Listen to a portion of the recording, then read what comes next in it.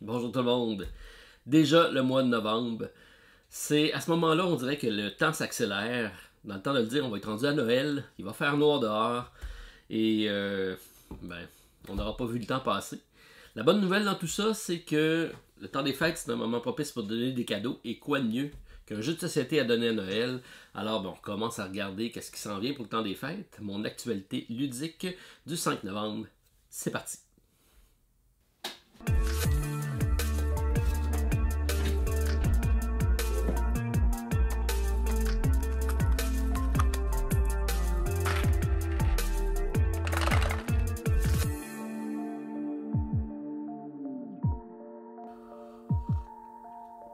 Bonjour tout le monde, très content de vous retrouver en ce samedi matin si vous l'écoutez lors de la parution. Partagez café et petit déjeuner à votre compagnie. Alors, comme vous voyez, je suis de retour à Montréal après une semaine à mon chalet, donc en Mauricie. Donc la semaine dernière, j'avais pas beaucoup de nouveautés à vous présenter. Cette semaine, j'en ai un peu plus, autant en sortie boutique qu'en sortie Kickstarter. Alors j'imagine que vous êtes curieux. On va regarder ça ensemble si ça vous intéresse. Donc, mais avant de commencer, j'aimerais peut-être petit mot sur mon podcast de l'autre côté du plateau. Donc, comme à l'habitude, fidèle avec mon ami Martin Lafrenière. C'était donc, c'est tous les vendredis qu'on met ça en ligne sur toutes les différentes plateformes.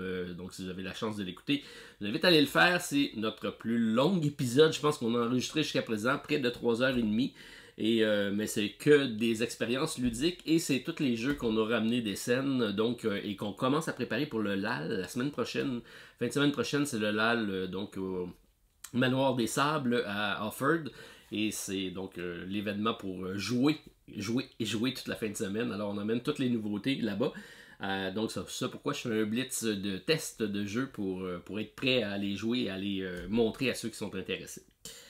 Alors, j'en parlerai un peu plus tard dans la vidéo parce qu'il y a certaines autres expériences ludiques que je vais vous communiquer. Mais si vous voulez un complément d'information en longueur, parce que là on prend le temps de parler, le podcast c'est l'endroit idéal. Donc, je vous invite à aller écouter si ça vous intéresse. Alors, réception de la semaine. On va commencer donc par le fameux Turing Machine qui est très attendu. Alors, c'est arrivé en Europe, c'est arrivé au Canada. Donc, on est vendredi soir, au moment que je tourne la vidéo. On vient de recevoir ça à nos entrepôts. Donc, dès la semaine prochaine, ça va commencer à arriver en boutique. Si vous n'avez pas déjà commandé votre copie, je vous invite à le faire comme rapidement parce que c'est déjà tout vendu. En France, les milliers de copies sont arrivées et en dedans de une semaine, c'était BO. Tout a été vendu. Alors, beau succès de ce côté-là. On a déjà 3 réapprovisionnements de demandés, mais ça n'arrivera pas avant les fêtes. Là, ça va aller en fin janvier pour les premiers. Alors, bon, sachez que si vous voyez des copies disponibles, sautez dessus parce que ça risque de s'envoler comme des petits pains chauds, comme on dit. Et c'est un jeu qui est assez innovant, c'est assez différent et qui représente un bel ovni ludique dans votre ludothèque. Je pense que vous allez beaucoup apprécier. On a reçu également en même temps Flashback, qui est un autre jeu d'un univers très connu. On parle de Zombie Kid. Donc tous ceux qui connaissent le fameux jeu familial de coopératif de zombies vont reconnaître l'univers, mais c'est une mécanique très différente. Donc c'est Flashback. C'est des auteurs, donc Baptiste et Marc-Antoine, qui sont 2 YouTubers de le Etu Game et du Passe-Temps, et qui ont fait des scénarios de jeux, parce que c'est un jeu de déduction, un jeu d'enquête. C'est un jeu familial également, et avec une mécanique très intéressante d'images figées dans le temps. Alors, on part avec un point de vue et en regardant d'un point de vue d'un personnage à l'autre, on va reconstituer une scène pour essayer de comprendre qu'est-ce qui s'est passé et répondre à une série de questions. Alors, sachez que c'est disponible en anglais et en français, donc les deux, il n'y a pas de problème pour avoir une copie en français. Ça vient d'arriver en France, ça vient d'arriver au Québec également, c'est disponible pour le temps des fêtes. Donc, tous ceux qui adorent la thématique de Zombie Kids vont retrouver les personnages qu'ils aiment beaucoup. Et ceux qui sont plus attirés vers un jeu d'enquête familiale, ils vont trouver leur compte aussi parce qu'il n'y a pas trop de problème à avoir pas de référence de l'univers, ça change pas votre compréhension du jeu, ça reste très accessible. Alors, 3 enquêtes dans le jeu, un peu comme dans la Unlock. On va également débloquer certains objets au cours de l'aventure qui vont nous permettre de revenir dans les aventures qu'on va déjà avoir vécues pour retrouver d'autres informations. Donc on va rejouer les 3 mêmes scénarios 2 fois pour essayer de comprendre l'histoire en son ensemble. Il n'y a pas de matériel destructif, donc vous allez pouvoir passer votre boîte après ça à quelqu'un d'autre. C'est une belle mécanique très différente, puis je pense que ça devrait bien plaire au public cible. L'incontournable Hostager, donc c'est le fameux jeu que fait la renommée de Randolph, qui arrive dans son format le meilleur. On dit le meilleur puisqu'on a pris toutes les extensions qui ont été faites du jeu. On a regroupé les meilleures cartes de toutes les extensions et des jeux de base. Parce qu'on en a eu plusieurs au fil des années. Et là, c'est la boîte ultime qui vient d'arriver. Ça aussi, ça fait un bel objet pour le temps des fêtes. Pour animer vos parties d'entre amis, en famille. Donc, la plupart des gens connaissent le style jeu, mais ça reste un incontournable et ça reste une bonne idée d'avoir fait donc, le regroupement des meilleures cartes pour continuer l'aventure avec le style jeu. J'ai des protos, sacs de chips. Donc, vous voyez ça ici en exclusivité sur la chaîne, puisque bon, c'est le fameux jeu Packet Chips que vous avez vu en France arriver l'été dernier. J'avais vu ça au PEL.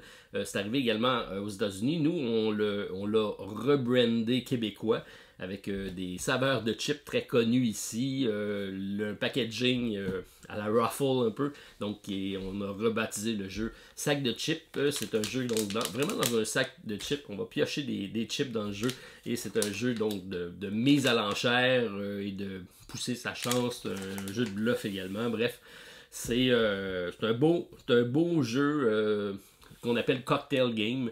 Donc, partager un café ou partager un verre entre amis. On installe ça sur la table et sans prétention, on peut, tout en jasant, s'amuser avec le jeu. Donc, ça s'en vient. C'est pas encore disponible, ça, par contre. Sachez qu'on vient de lancer des productions. Ça devrait arriver prochainement, mais ça devrait plaire à plusieurs d'entre vous, je suis sûr et certain. C'est un petit jeu portatif qu'on peut traîner partout et qui devrait effectivement plaire à beaucoup de monde avec sac de chips. Celui-ci, je vais avoir besoin de votre aide parce que je ne le connais pas du tout.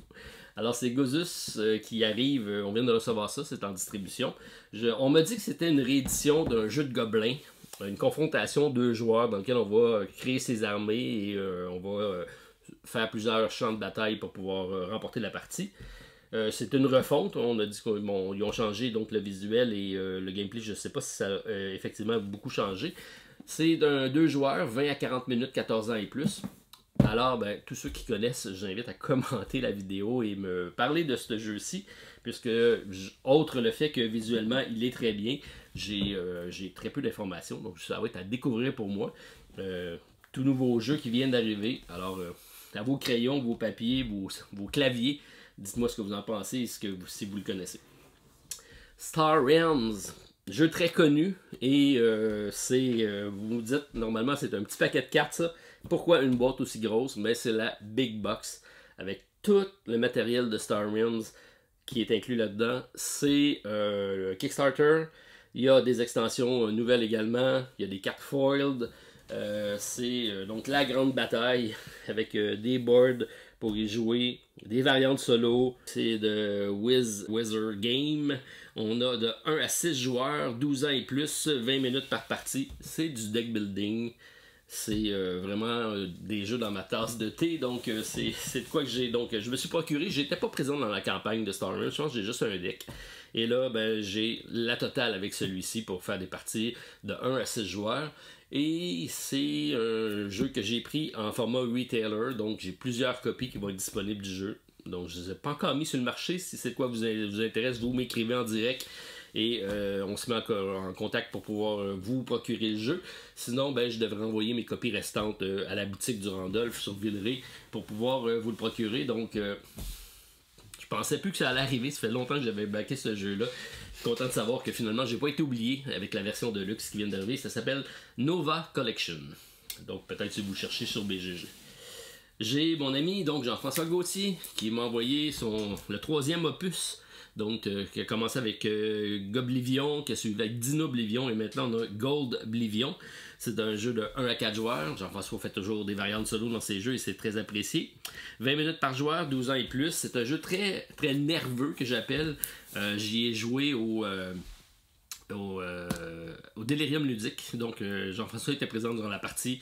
On a un engine building, on va essayer de se construire un moteur d'engin pour faire des points, mais il y a plusieurs axes, on n'est pas obligé de prendre tous la même axe.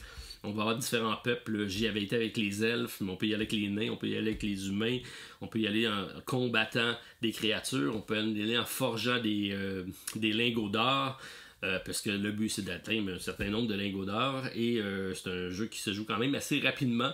Et c'est un jeu dans lequel il y a un crescendo, on prend de la force, plus le jeu avance et plus on prend de la force, parce que le jeu de deck building, qui commence généralement avec des cartes faibles, va épurer automatiquement à chaque tour une carte, de sorte qu'on devient toujours de plus en plus fort dans le jeu, donc c'est bien pensé.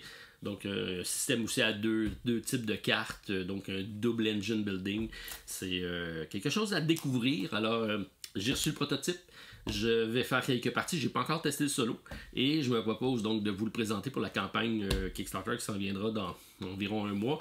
Donc je vous tiens au courant de ça, je vous reviens avec mon appréciation. J'ai déjà joué, c'est ça la bonne nouvelle, et il va me rester à le découvrir en solo et surtout à vous le partager pour la campagne.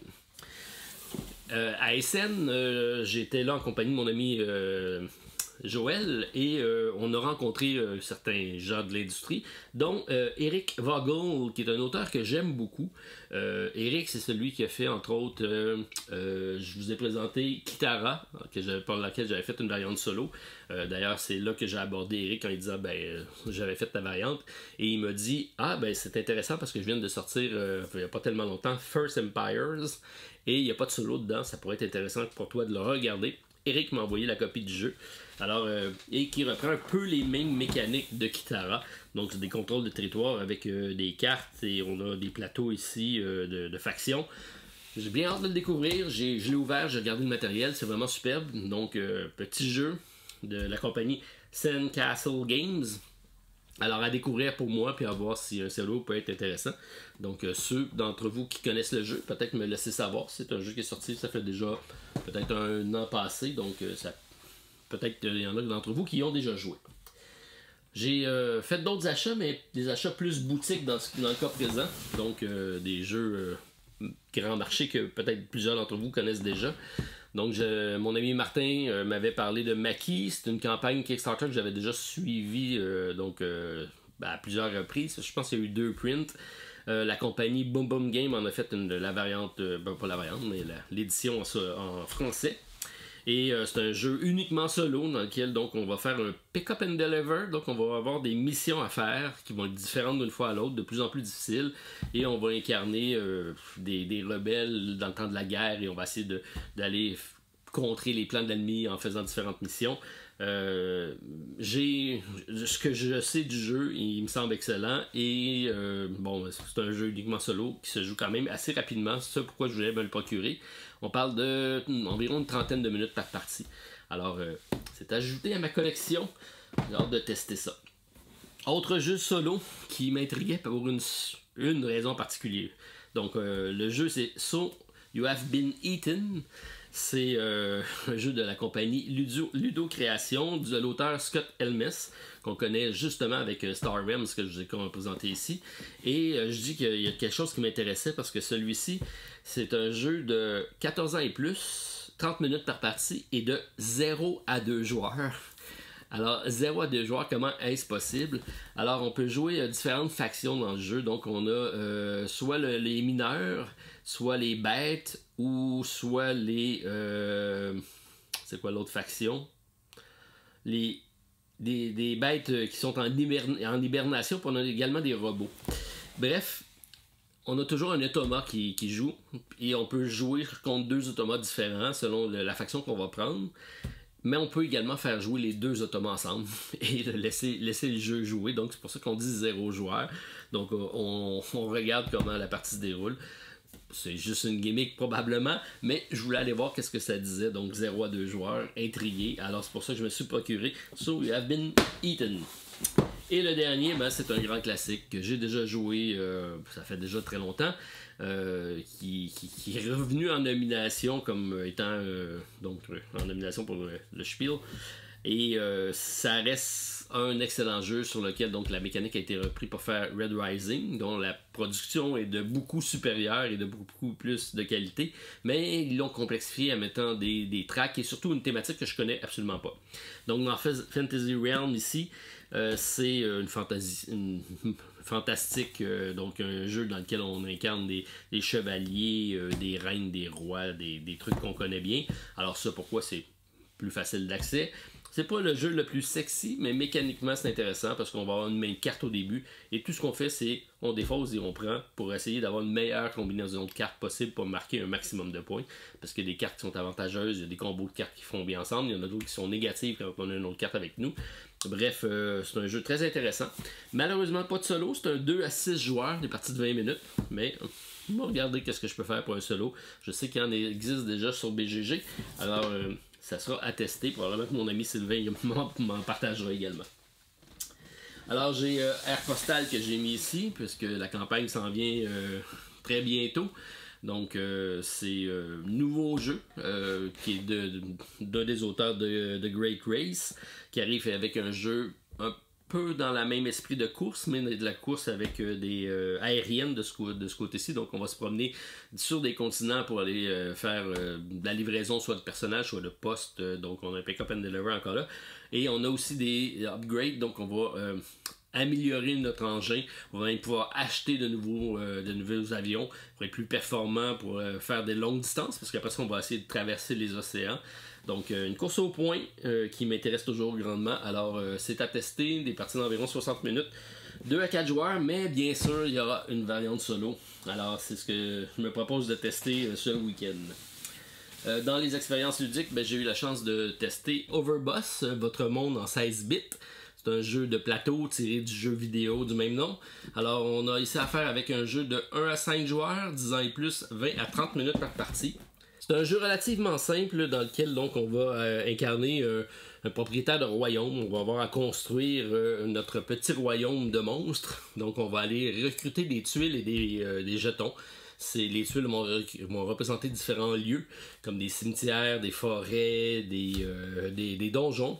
Et on va les peupler de différents types de monstres qu'on va comme ça collecter en paires pour composer notre propre royaume et espérer donc être celui qui aura le plus de points de prestige ou de peur même, puisque c'est des royaumes. Alors, jeu très simple, assez rapide. Donc, on parle de, comme je dis, 20 à 30 minutes. On a différents degrés de difficulté aussi avec de la personnalisation de personnages. On a également la possibilité d'avoir des cartes d'action. C'est un jeu qui a une variante solo que j'ai essayé, que j'ai testé, qui se joue bien, mais je pense pas que ce soit celui qui va être à son meilleur avec la variante solo de base, puisqu'on fait juste battre notre point. Par contre, il y a également un mode campagne qui se joue en solo, ça peut être intéressant, dans lequel on va comme ça avoir des mises en contexte, des mises en situation, et on va avoir des degrés de difficulté tout au long de la campagne comme ça. Alors, j'ai pas testé ce mode-là, mais celui-là m'intéresse grandement, donc je vais aller voir un peu plus loin comment ça se dit. C'est sûr que vu que c'est un jeu de repêchage, c'est toujours plus challengeant plusieurs. Je sais que mon ami David l'avait bien aimé. Alors c'est un jeu donc qui arrive prochainement. Il n'est pas encore arrivé ici au Québec, mais ça s'en vient très, très prochainement et c'est probablement déjà disponible en Europe pour nos amis. Je sors ici ma copie de Zoo Tycoon. Juste vous dire que la campagne est toujours en cours et j'ai fait ma variante solo que j'ai envoyé à mon ami Marc qui a testé. Donc les deux designers l'ont testé, m'ont posé une série de questions, sont en train de balancer tout ça. Et il m'a dit qu'elle allait mettre ça disponible sur le site comme en playtesting par les gens qui sont de la campagne. Donc ça probablement sur Tabletopia ou autre plateforme du genre pour tester le solo et le peaufiner comme ça. Donc content de savoir que j'ai aidé à faire pousser la campagne un peu plus loin et d'aller créer le mode solo. Alors sachez que c'est un des jeux que je vais ramener également au LAL, ceux qui veulent le tester, donc les prototypes, ça sera là. Et expérience ludique, j'ai eu la chance également de tester Astra, donc le jeu de Mind Clash Game, un jeu qui est très grand public par rapport à ce qu'ils font normalement. Et c'est un jeu fort intéressant dans lequel on va être des astronomes. On va observer les étoiles. Donc, c'est un flip and write. Jeu très simple dans lequel on va explorer les étoiles, avoir un marqueur et remplir les points des constellations. Tout le monde va jouer sur toutes les cartes, par contre. C'est un genre de course à la découverte. C'est un 2 à 5 joueurs, 20 minutes par partie, 10 ans et plus. Je l'ai quand même essayé en solo. Ça fonctionne relativement bien quand même. Parce qu'à 2 joueurs, il y a un automa qui va rajouter un 3e joueur et complexifier un petit peu le jeu. Donc j'ai testé, voir si ça fonctionne en solo. Ça fonctionne, il y a juste besoin d'ajuster un petit peu les pointages, mais sinon ça va bien. Un jeu très simple là, dans lequel on va, comme je vous ai dit, avoir des poussières d'étoiles. On a chacun notre propre plateau individuel dans lequel on va avoir 3 pistes de scoring. Un pour les points de victoire si on veut. Un autre pour notre sac dans lequel on va pouvoir mettre les poussières d'étoiles. Et un autre ici pour la sagesse qui va être le nombre de cartes qu'on va pouvoir garder en main. Puisque lorsqu'on va collecter des cartes, on va les récupérer. Donc c'est le dernier qui pose un point sur une carte qui a complété la constellation. C'est lui qui va récupérer la carte. Ça lui donnera un pouvoir spécial qu'il pourra utiliser une fois, qui sera capable de régénérer lorsqu'on va faire une action rest, mais on va jouer aussi avec les éléments, qui sont donc la terre, le vent, le feu et l'eau. Donc c'est différents éléments qui sont présents sur les cartes et lorsqu'on va faire l'action de rest et que notre jeton du centre sera sur la position indiquant cet élément-là, ça sera les cartes qu'on pourra régénérer. Donc il y a une stratégie à savoir quand est-ce qu'on prend le rest. Le rest va nous permettre de récupérer nos poussières d'étoiles. C'est ce qui va nous permettre de faire des explorations parce que chaque point qu'on va mettre sur nos constellations coûte une poussière d'étoiles. Et d'augmenter notre bourse va faire en sorte qu'on va augmenter notre pool de jetons qui va nous permettre de faire des explorations. Donc ça devient quand même assez stratégique tout ça, mais ça se joue très simplement, très rapidement, très grand public, pas beaucoup de règles compliquées. Donc ceux qui aiment l'astrologie, ceux qui aiment également les jeux de type flip and ride, roll and write, je pense que vous allez trouver quelque chose d'intéressant avec Astra. Ça va mieux si je le mets de l'autre côté. Et donc content de l'avoir testé. J'en ai parlé également dans le podcast. Si ça vous intéresse, vous me le dites, je ferai une vidéo parce que j'ai quelques vidéos. Là, c'est sûr que je vous parle des jeux, mais comme j'ai fait ma critique de Starship Captain également, ben c'est des jeux que je devrais peut-être faire une vidéo de présentation des 2 jeux pour vous expliquer les règles et peut-être aller un peu plus loin dans ma critique. Alors mais je tenais quand même à vous le présenter donc lors de cette vidéo-ci pour que rapidement vous ayez un compte rendu de l'appréciation du jeu. Donc c'est quand même pas mal de réception au courant de la semaine. Beaucoup de jeux encore à tester. Sans compter ceux que j'ai en arrière de moi. Puisque les 3 qui sont là, c'est des jeux également que je vous ai pas encore parlé, mais que je veux amener au LAL. Alors c'est une bonne charge de travail qui s'en vient, mais c'est pas du travail, c'est du plaisir. On découvre des jeux de société, quoi de mieux. Alors, parmi tout ce qui était là, laissez-moi savoir qu'est-ce qui vous intéresse le plus. En commentaire, vous me laissez ça. Puis, je vous réponds assez rapidement. Sinon, on se revoit demain pour une autre vidéo de mes collaborateurs à la Société des Jeux. Bye tout le monde, à la prochaine.